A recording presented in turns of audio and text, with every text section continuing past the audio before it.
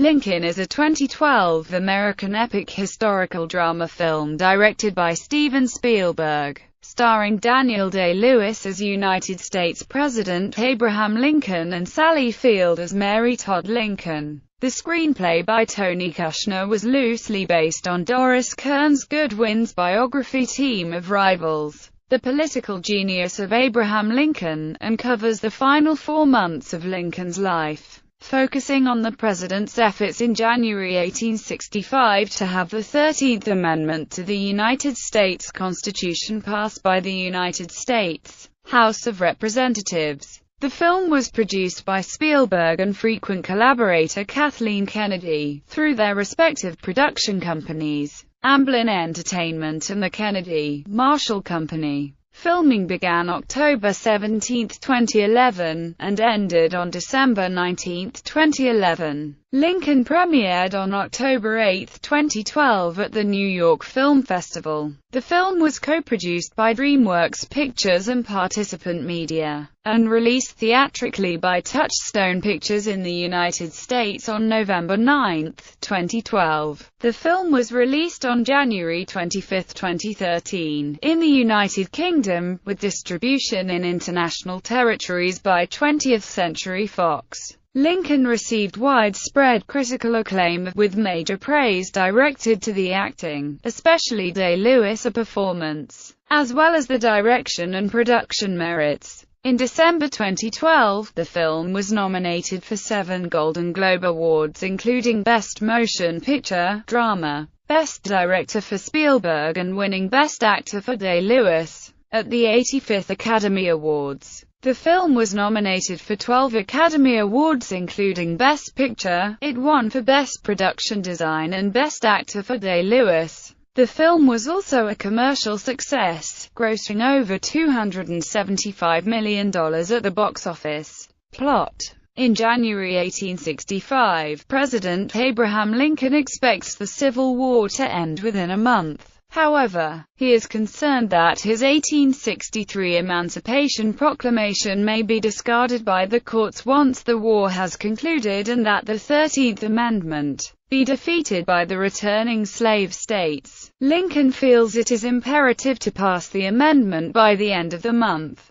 thus removing any possibility that slaves who have already been freed may be re-enslaved. The radical Republicans fear the amendment will be defeated by some who merely wish to delay its passage. The support of the amendment by Republicans in the border states is not yet assured either, since they prioritize the issue of ending the war, with dozens of Democrats having just become lame ducks after losing their re-election campaigns in the fall of 1864. Some of Lincoln's advisers believe that he should wait until the new Republican-heavy Congress is seated, presumably giving the amendment an easier road to passage. Lincoln, however, remains adamant about having the amendment in place and the issue of slavery settled before the war is concluded and the Southern states readmitted into the Union. Lincoln's hopes for passage of the amendment rely upon the support of Francis Preston Blair, a founder of the Republican Party whose influence can ensure that all members of the Western and border state conservative Republican faction will back the amendment.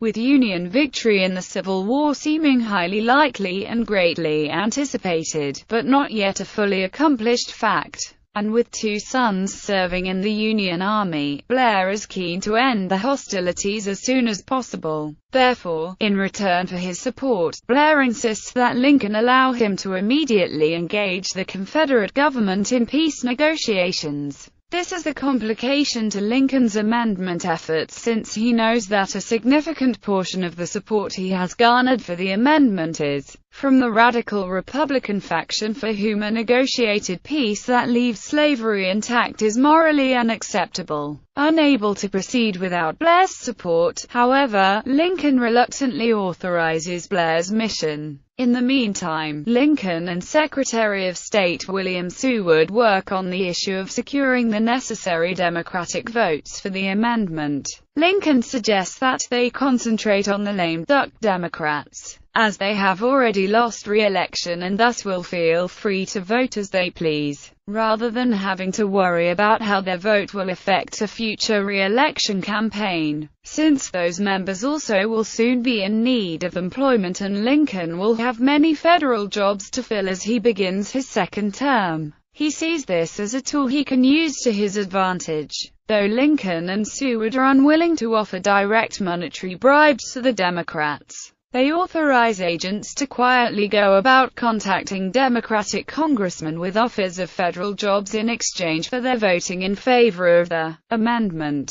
With Confederate envoys ready to meet with Lincoln, he instructs them to be kept out of Washington as the amendment approaches a vote on the House floor. At the moment of truth, Thaddeus Stevens decides to moderate his statements about racial equality to help the amendment's chances of passage. A rumor circulates that there are Confederate representatives in Washington ready to discuss peace, prompting both Democrats and conservative Republicans to advocate postponing the vote on the amendment. Lincoln explicitly denies that such envoys are in or will be in the city, technically a truthful statement, since he had ordered them to be kept away, and the vote proceeds, narrowly passing by a margin of 2 votes. When Lincoln subsequently meets with the Confederates, he tells them that slavery cannot be restored as the North is united for ratification of the amendment, and that several of the Southern states' reconstructed legislatures would also vote to ratify. On April 3, Lincoln visits the battlefield at Petersburg, Virginia, where he exchanges a few words with General Ulysses S. Grant. 6 days later, Grant receives General Robert E. Lee's surrender at Appomattox Courthouse. On April 14, Lincoln is in a meeting with members of his cabinet, discussing possible future measures to enfranchise blacks when he is reminded that First Lady Mary Todd Lincoln is waiting to take them to their evening at Ford's Theater. That night, while Lincoln's son Tad is watching Aladdin and the Wonderful Lamp at Grover Theater, the manager suddenly stops the play and announces that the president has been shot, to the audience's shock and Tad's distress. The next morning at the Peterson House, Lincoln dies. Secretary of War Edwin Stanton declares, "Now he belongs to the ages." The film concludes in flashback to Lincoln delivering his second inaugural address. Cast: Lincoln household Daniel Day-Lewis as President Abraham Lincoln. Producer Kathleen Kennedy described Day-Lewis' performance as remarkable after 75% of the filming had been completed, and said, "Every day you get the chills thinking that Lincoln is sitting there right in front of you." Kennedy described Day-Lewis a method acting immersion into the role. "He is very much deeply invested and immersed throughout the day when he's in character, but he's very accessible at the end of the day. Once he can step outside of it and not feel that, he's given huge scenes with massive amounts of dialogue and he needs to stay in character. It's a very, very performance-driven movie." His performance as Abraham Lincoln earned him his 3rd Academy Award for Best Actor, making him the only actor who has won 3 Oscars in the leading actor category. Sally Field as First Lady Mary Todd Lincoln. Field was first announced to join the cast as early as September 2007, but officially joined the cast in April 2011. Field said, "To have the opportunity to work with Steven Spielberg and Daniel Day-Lewis and to play one of the most complicated and colorful women in American history is simply as good as it gets," Spielberg said. "She has always been my first choice to portray all the fragility and complexity that was Mary Todd Lincoln." Her performance as Mary Todd Lincoln earned her a nomination for the Academy Award for Best Supporting Actress. Gloria Reuben as Elizabeth Keckley. Keckley was a former slave who was dressmaker and confidant to Mary Todd Lincoln. Joseph Gordon-Levitt as Robert Todd Lincoln. Robert Lincoln had recently left his studies at Harvard Law School and was newly named a Union Army captain and personal attendant to General Grant. He returned to the White House on April 14, 1865 to visit his family. His father was assassinated that night. Gulliver McGraw as Tad Lincoln, Stephen Henderson as Lincoln's valet William Slade, Elizabeth Marvel as Mrs. Jolly, White House David Strathairn as Secretary of State William H. Seward, Bruce McGill as Secretary of War Edwin M. Stanton, Joseph Cross as Major John Hay, Lincoln's military secretary, Jeremy Strong as John George Nicolay, Lincoln's private secretary, Granger Hines as Secretary of the Navy Gideon Wells, Richard Topple as Attorney General James Speed, Dakin Matthews as Secretary of the Interior John Palmer Usher, Walt Smith as Secretary of the Treasury William P. Fessenden, James I. Keichling as Postmaster General William Dennison, House of Representatives Tommy Lee Jones as Republican Congressman Thaddeus Stevens of Pennsylvania, a leader of the Radical Republicans and a fervent abolitionist. Stevens feared that Lincoln would turn his back on emancipation. Jones' performance as Stevens earned him a nomination for the Academy Award for Best Supporting Actor. Lee Pace as Democratic Congressman Fernando Wood of New York, Peter McRobbie as Democratic Congressman George H. Pendleton of Ohio, leader of the Democratic opposition, Bill Raymond as Speaker of the House, Schuyler Colfax of Indiana, a Republican, David Costabile as Republican Congressman James Ashley of Ohio, Stephen Spinella as Radical Republican Congressman Asher Vintner Lytton, Michael Stelbarg as Democratic Congressman George Eamon of Kentucky, Boris McGiver as Democratic Congressman Alexander Coffroth of Pennsylvania, Walton Goggins as Democratic Congressman Clay Hawkins of Ohio, a composite character based on the 16 Democrats who broke with their party to cast decisive votes in favor of the 13th Amendment to the United States Constitution, which abolished slavery. David Warshawski as Congressman William Hutton, whose brother died in the war, a composite character of the representatives who did suffer personal losses during the war. Michael Stanton Kennedy as Republican Congressman Hiram Price of Iowa, Rainwar Shiner as Republican Congressman Josiah S. Beanpole Burton of Missouri, a composite character of the representatives whose votes were procured through various political connections and influence. Christopher Evan Welch as Clerk of the House, Edward McPherson, Republican Party. Hal Holbrook as Francis Preston Blair. Blair was an influential Republican politician who tried to arrange a peace agreement between the Union and the Confederacy.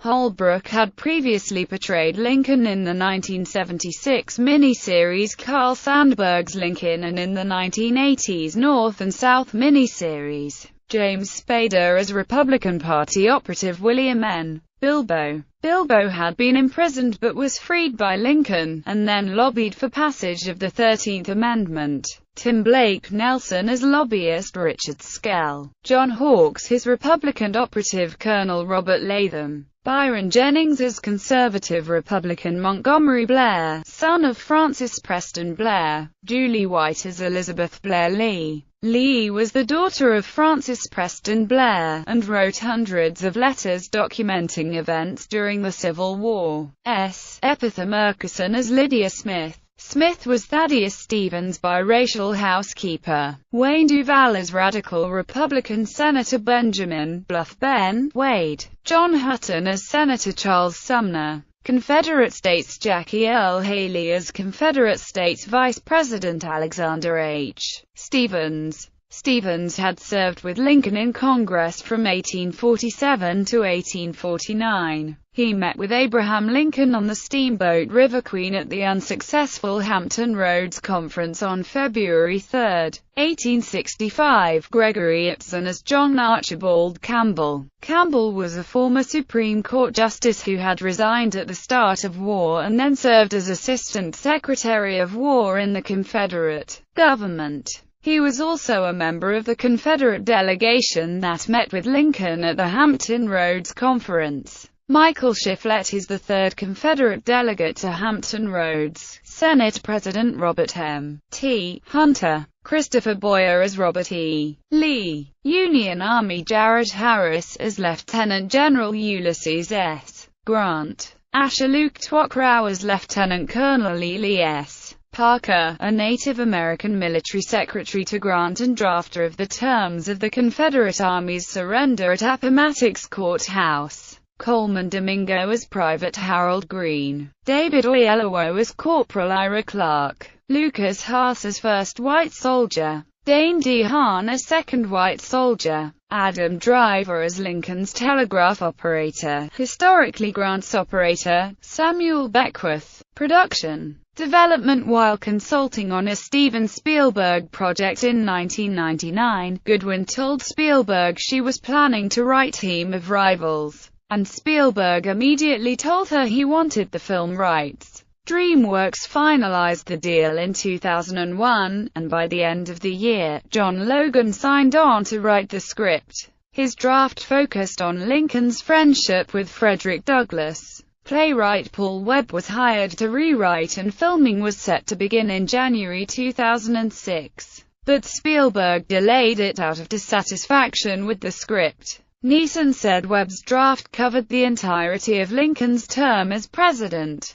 Tony Kushner replaced Webb. Kushner considered Lincoln the greatest Democratic leader in the world, and found the writing assignment daunting because, "I have no idea what made him great. I don't understand what he did any more than I understand how William Shakespeare wrote Hamlet or Mozart wrote Cosi fan tutte." He delivered his first draft late and felt the enormous amount written about Lincoln did not help either. Kushner said Lincoln's abolitionist ideals made him appealing to a Jewish writer, and although he felt Lincoln was Christian, he noted the president rarely quoted the New Testament and that his thinking and his ethical deliberation seemed very Talmudic.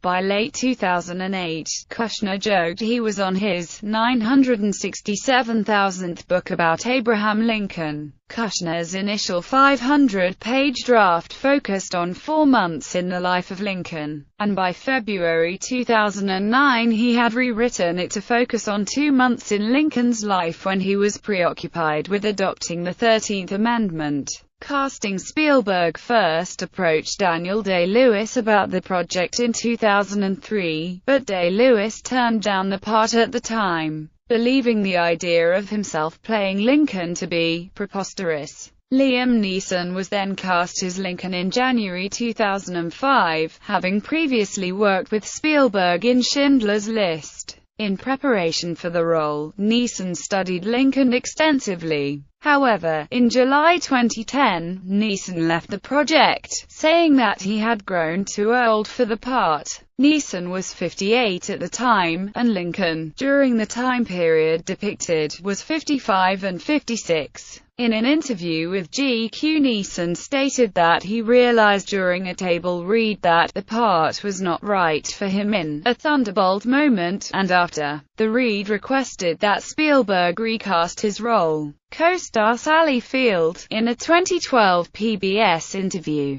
intimated that Neeson's decision was influenced by the death of his wife Natasha Richardson less than a year earlier. In November 2010, it was announced that Day-Lewis would replace Neeson in the role. While promoting Indiana Jones and the Kingdom of the Crystal Skull in May 2008, Spielberg announced his intention to start filming in early 2009. For release in November, 10 months after the 200th anniversary of Lincoln's birth. In January 2009, Taunton and Dighton, Massachusetts were being scouted as potential locations. Spielberg arranged a $50 million budget for the film, to please Paramount Pictures CEO Brad Grey, who had previously delayed the project over concerns it was too similar to Spielberg's commercially unsuccessful Amistad. Spielberg had wanted Touchstone Pictures, which agreed to distribute all his films from 2010, to distribute the film. But he was unable to afford paying off Paramount, which had collaborated with DreamWorks on the film's development. Filming took place in Richmond, Fredericksburg, and Petersburg, Virginia. In reference to Petersburg, according to location manager Colleen Gibbons, One thing that attracted the filmmakers to the city was the 180-degree vista of historic structures, which is very rare. The Virginia state capitol served as the exteriors and interiors of the U.S. Capitol, and the exteriors of the White House. The House of Delegates inside the building was remodeled to fit for the House of Representatives chamber set. The AMF building stood in for the White House interiors. Lincoln toured Richmond on April 3, 1865, the day after it fell to the Union Army. Scenes were also filmed in Fredericksburg, Virginia. Virginia Repertory Theater's November Theater, which represented Grover's Theater. Abraham Lincoln visited the building on April 4, 1865, after Richmond fell to the Union Army on September 4, 2012. DreamWorks and Google Play announced on the film's Facebook page that they would release the trailer for the film during a Google Plus Hangout with Steven Spielberg and Joseph Gordon-Levitt on September 13, 2012 at 7 p.m. EDT, 4 p.m. PDT. Then, on September 10, 2012, a teaser for the trailer was released. Lincoln held its world premiere at the New York Film Festival on October 8, 2012. The film was also screened at the 2012 AFI Film Festival on November 8, 2012. Walt Disney Studios Motion Pictures distributed the film in North America through its Touchstone Pictures banner, while 20th Century Fox distributed the film in the remaining international territories. Disney Publishing Worldwide released several companion books and ancillary literature in anticipation of the film, including Lincoln, a cinematic and historical companion, and Lincoln, a Spielberg film, Discover the Story. Home media Lincoln was released by Touchstone Home Entertainment on Blu-ray, DVD, and digital download in North America on March 26, 2013. The film debuted at No. 1 in Blu-ray and DVD sales in its first week of release. Disney Educational Productions donated DVD copies of the film and a teaching guide titled Stand Tall, Live Like Lincoln to more than 37,100 secondary schools in the United States, after Spielberg received letters from educators requesting to incorporate the film into their curriculum.